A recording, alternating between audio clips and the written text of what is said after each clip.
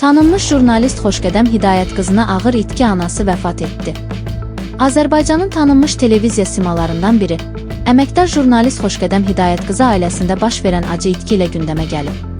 Xəbərin ünvanının əldə etdiyi məlumatlara əsasən jurnalistin əziz anası Ofeliya xanım uzun sürən xəstəlikdən sonra vəfat edib. Xoşqədəm Hidayət qızı bu ağır xəbəri sosial media hesabında etdiyi paylaşım vasitəsilə ictimaiyyətə çatdırıb. Ofeliya Baxşəliyevanın bir müddətdir səhhətində ciddi problemlər yaşadığı və müalicə aldığı bildirilir. Təəssüf ki, göstərilən tibbi yardımlara baxmayaraq həyatını itirib. Qeyd edək ki, Xoşqədəm Hidayət qızı Azərbaycanda jurnalistika sahəsində uzun illərdir fəaliyyət göstərir və həm sosial məsələlər, həm də ictimai-siyasi mövzularla bağlı apardığı proqramlarla tanınır.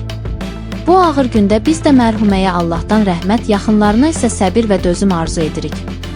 Hər kəs rəy bölməsində Allah rəhmət eləsin sözlərini yazsın. Öncədən hər birinizə təşəkkürlər. Allah rəhmət eləsin.